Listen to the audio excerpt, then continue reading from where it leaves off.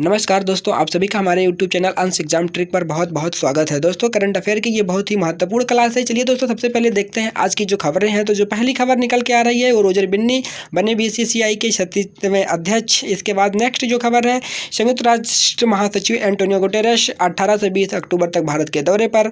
जो अगला खबर है, स्वीडन के नए प्रधानमंत्री के रूप में चुने गए उल्फ क्रिस्टर्सन। इसके बाद नेक्स्ट खबर है आज की, आर.के. सिंह ने किया अंतर्राष्ट्रीय सौर गठबंधन की 5वीं सभा का उद्घाटन। अगला खबर जो है, संयुक्त राष्ट्र की रिपोर्ट, भारत में 15 साल में 41.5 करोड़ लोग गरीबी से बाहर निकले। नेक्स्ट जो यानी कि अगला खबर है, सौरभ गांगुली बने बंधन बैंक के ब्रांड एम्बेसडर। अगले खबर की ओर चलते हैं, देखते हैं न्यायाधीश डी.वाई. चंद्रचूड़ बने भारत के 50वें मुख्य न्यायाधीश। अगला खबर जो है, विश्व आघात दिवस 17 अक्टूबर को मनाया जाता है। इसके बाद दोस्तों, श्रीलंकाई लेखक शेहान करुणतिलका ने जीता 2022 का बुकर पुरस्कार। तो दोस्तों, ये सारे खबर हैं आज के, जिसको हम अभी विस्तार से पढ़ेंगे और हमारे जो एग्जामिनेशन में क्वेश्चन पूछे जाएंगे। तो हमारे लिए आज का ये जो करंट अफेयर की क्लास है बहुत ही इंपॉर्टेंट होने वाली है। तो दोस्तों, सबसे पहले शुरू करते हैं रोजर बिन्नी के बारे में। तो आप जैसा कि देख रहे हैं कि पूर्व क्रिकेटर हैं ये रोजर बिन्नी। क्या है? पूर्व क्रिकेटर हैं रोजर बिन्नी, जो भारतीय क्रिकेट कंट्रोल बोर्ड बीसीसीआई का 36वां अध्यक्ष चुना गया है। किसको चुना गया है? रोजर बिन्नी को चुना गया है। तो दोस्तों, सबसे पहले हम आपको बता दें बीसीसीआई के बारे में। जो बीसीसीआई का मुख्यालय कहाँ है, तो बीसीसीआई का जो मुख्यालय है वो कहाँ के है? तो मुंबई में है। कहाँ पे है? मुंबई में है। बीसीसीआई का मुख्यालय कहाँ पर है?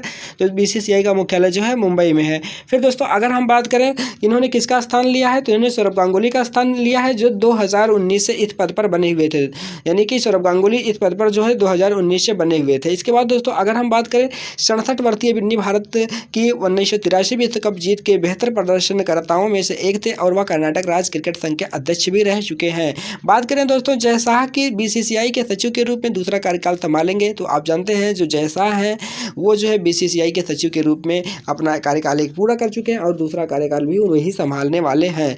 तो दोस्तों, अगर हम बात करें जय शाह के बारे में, तो जय शाह बीसीसीआई के सचिव के साथ जो है जो एशियाई क्रिकेट कंट्रोल बोर्ड है उसके सचिव के पद पर भी अभी वर्तमान में बने हुए हैं। दोस्तों, जो अगला हमारा खबर था, संयुक्त राष्ट्र यानी कि यूएन महासचिव एंटोनियो गुटेरेस 18 से 20 अक्टूबर तक भारत के दौरे पर रहने वाले हैं। तो दोस्तों, सबसे पहले आपको ये पता होना चाहिए जो एंटोनियो गुटेरेस है ये संयुक्त राष्ट्र यानी कि जो यूनाइटेड नेशन है उसके मुख्य या महासचिव हैं। तो दोस्तों, सबसे पहले अगर हम बात करें एंटोनियो गुटेरेस, एग्जाम में आपसे तुझे पूछा जाता है कि एंटोनियो गुटेरेस कहाँ के रहने वाले हैं, तो ये जो है पुर्तगाल के रहने वाले हैं। कहाँ के हैं? पुर्तगाल के हैं ये एंटोनियो गुटेरेस। और इसके बाद दोस्तों, अगर हम बात करते हैं तो सबसे पहले संयुक्त राष्ट्र महासचिव यूएनएससी एंटोनियो गुटेरेस से 20 अक्टूबर 2022 तक भारत का दौरा करेंगे। जनवरी 2022 में यूएनएससी के रूप में अपना दूसरा कार्यकाल शुरू करने के बाद से गुटेरेस यह पहली भारत यात्रा पर हैं। वह 20 अक्टूबर को गुजरात में mission life style for environment, आपसे पूछ सकता है लाइफ का फुल फॉर्म आप बताएंगे। लाइफ स्टाइल फॉर एनवायरनमेंट पुस्तिका और लोगों के लॉन्च में प्रधानमंत्री मोदी के साथ शामिल होंगे। वह गुजरात के मोढेरा में भारत के पहले सौर ऊर्जा से चलने वाले गाँव का दौरा भी करेंगे। आपको जो है पता होना चाहिए कि भारत के गुजरात में मोढेरा में भारत के पहले सौर ऊर्जा से चलने वाले गाँव जो गाँव है उसका जो है भी ये क्या करेंगे, उसका उद्घाटन करेंगे, उसका दौरा करेंगे। फिर दोस्तों, अगर हम बात करें यूएन की, तो 24 अक्टूबर को जो है यूएन डे मनाया जाता है। इसका गठन 24 अक्टूबर 1945 में हुआ था। अगर हम यूएन की बात करें तो इसका गठन 24 अक्टूबर 1945 को हुआ था। इसके बाद दोस्तों, अगर हम बात करें इसके मुख्यालय की, तो जो यूएन का मुख्यालय है वो कहाँ पर है? यूएन का मुख्यालय जो है कहाँ पे है? न्यूयॉर्क में है। कहाँ पे है दोस्तों? न्यूयॉर्क में। जो यूएन का मुख्यालय है वो कहाँ पे है? न्यूयॉर्क में है। फिर दोस्तों, अगर हम बात करें अगले क्वेश्चन की, तो जो हमारा अगला क्वेश्चन है उसे हम देखते हैं। स्वीडन के नए प्रधानमंत्री के रूप में चुने गए हैं उल्फ क्रिस्टर्सन।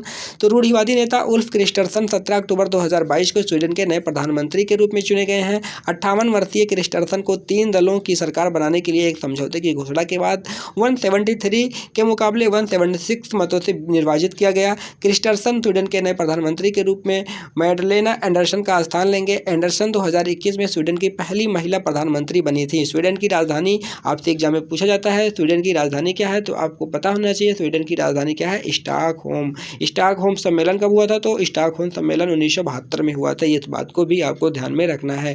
फिर दोस्तों, चलते हैं जो आज का हमारा जो अगला न्यूज़ है उसको देखते हैं। आर.के. सिंह ने किया अंतर्राष्ट्रीय सौर गठबंधन की 5वीं सभा का उद्घाटन। आर.के. सिंह ने किया अंतर्राष्ट्रीय सौर गठबंधन की 5वीं सभा का उद्घाटन। केंद्रीय मंत्री आर.के. सिंह ने 18 अक्टूबर 2022 को नई दिल्ली में अंतर्राष्ट्रीय सौर गठबंधन ISA की 5वीं सभा का क्या किया है? उद्घाटन किया है। फिर दोस्तों, अगर हम बात करते हैं आगे तो सभा में 110 सदस्य जो है 110 देशों के जो मंत्री थे वो उन्होंने क्या किया, प्रतिनिधित्व किया है या उन्होंने जो है भाग लिया है। वर्तमान में भारत ISA सभा का अध्यक्ष है। वर्तमान में भारत जो है ISA सभा का क्या है, अध्यक्ष है।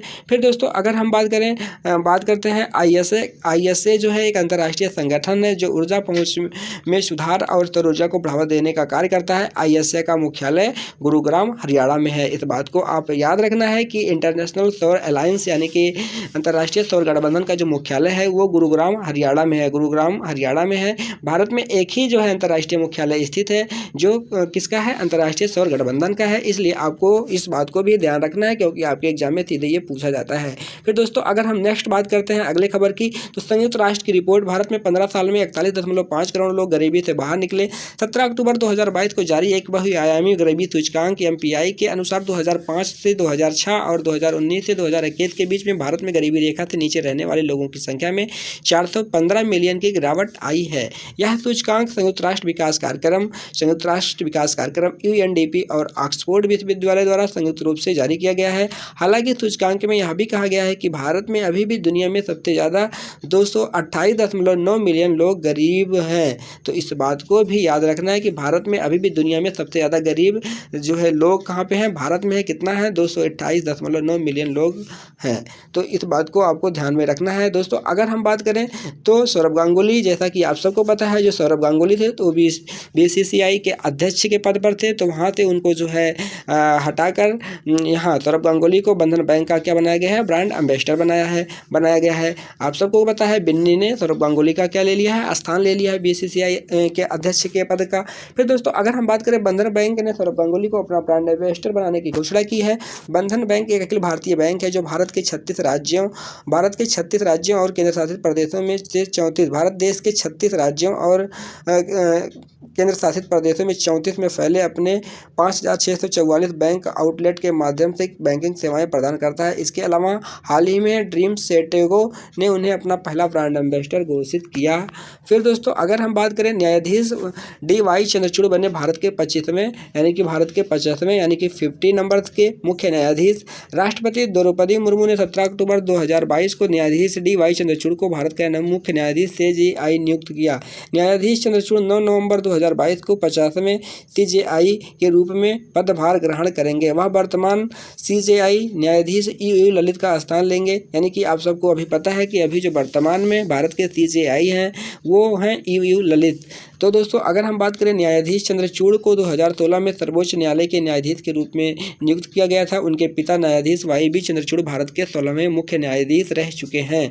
इस बात को याद रखना कि उनके पिता जो हैं YB चंद्रचूड़ भारत के किस नंबर के, 16वें नंबर के मुख्य न्यायाधीश रह चुके हैं। दोस्तों अगर हम बात करें नेक्स्ट, विश्व आघात दिवस, जो विश्व आघात दिवस है वो 17 अक्टूबर को सेलिब्रेट किया जाता है। इस बात को आपको याद रखना है। यानी कि इस बात को आपको याद रखना है कि जो विश्व आघात दिवस होता है उसे 17 अक्टूबर को सेलिब्रेट किया जाता है। हर साल 17 अक्टूबर को विश्व आघात दिवस के रूप में मनाया जाता है। फिर दोस्तों अगर हम बात करें, यह दुनिया भर में दुर्घटनाओं और चोटों की बढ़ती जो चोटें हैं उसमें बढ़ती दर और मृत्यु और विकलांगता के होने के कारण जानने और उन्हें रोकने की आवश्यकता पर प्रकाश डालता है। आघात का अर्थ होता है शरीर में लगने वाली कोई भी चोट। इसके बाद दोस्तों अगर हम बात करें, दुनिया भर में हर साल करीब 50 लाख लोग किसी न किसी आघात के कारण मरते हैं। विश्व आघात दिवस की शुरुआत 2011 में नई दिल्ली में की गई थी। फिर दोस्तों अगर हम बात करते हैं, श्रीलंकाई लेखक शेहान करुणातिलका ने जीता 2022 का बुकर पुरस्कार। ये आपके लिए बहुत ही इंपॉर्टेंट है। आपके जो आने वाला एग्जाम है उसमें सीधे पूछा जाएगा कि भारत या फिर किस देश ने 2022 का बुकर पुरस्कार जीता है, तो आप ये बताएंगे श्रीलंका। इसके बाद आपसे पूछ लेगा शेहान करुणातिलका किस देश से संबंध रखते हैं, जो हाल ही में क्या बुकर पुरस्कार जीता है। ये जो है शेहान करुणातिलका किस देश से संबंध रखते हैं, तो आपको बताना होगा श्रीलंका। श्रीलंका के लेखक शेहान करुणातिलका ने 17 अक्टूबर 2022 को अपने दूसरे उपन्यास the 7 moons of Maali Almeida, क्या नाम है, the 7 moons of Maali Almeida न्याय के लिए 2022 का बुकर पुरस्कार अपने नाम कर लिया है। जी हाँ दोस्तों, ये बहुत ही इंपॉर्टेंट क्वेश्चन है, आपसे पूछा जाएगा 2022 का बुकर पुरस्कार जो है किसने जीता है, तो आपको इनका नाम याद रखना है। करुणा तिलका ने 2022 का बुकर पुरस्कार जीता है। तो दोस्तों उनकी रचना अगर आपको भी याद रखनी चाहिए, क्योंकि रचना भी पूछा जा सकता है। कौन सी रचना है? The 7 moons of Maali Almeida. इसके लिए उन्होंने जो है क्या बुकर पुरस्कार जीता है। 47 वर्षीय करुणा तिलका माइकल ओंडाटेजे के बाद प्रतिष्ठित साहित्य पुरस्कार जीतने वाली दूसरी श्रीलंकाई बन गई हैं। बुकर पुरस्कार यूनाइटेड किंगडम और आयरलैंड में अंग्रेजी में प्रकाशित होने वाली एक पुस्तक को प्रतिवर्ष प्रदान किया जाता है। यह पहली बार सम्मानित किया गया 1969 में। तो दोस्तों ये आज की पूरी करंट अफेयर है। आज पूरे दिन की जो करंट अफेयर है उसको हम आपके पास जो है पेश किए। अगर दोस्तों हमारी ये वीडियो अच्छी लगी हो, आप हमारे सारे जो क्वेश्चन है, हमारे जो सारे टॉपिक थे, अगर अच्छे लगे हों तो आप चैनल को सब्सक्राइब जरूर कर लीजिए, दोस्तों के साथ शेयर भी कर कीजिए, जिससे जो है चैनल ग्रोथ करे और आप लोगों का सहयोग मिलता रहेगा। तो हम इसमें जो है स्टैटिक जीके भी ऐड करेंगे, जिससे आप लोगों को किसी भी एग्जाम में डायरेक्ट यहाँ से क्वेश्चन देखने को मिले। तो दोस्तों उम्मीद करता हूँ कि आपको ये वीडियो पसंद आई होगी और आप हमारे चैनल को सब्सक्राइब भी करेंगे। ठीक है दोस्तों, मिलेंगे नेक्स्ट वीडियो में, तब तक के लिए आप लोगों को नमस्कार।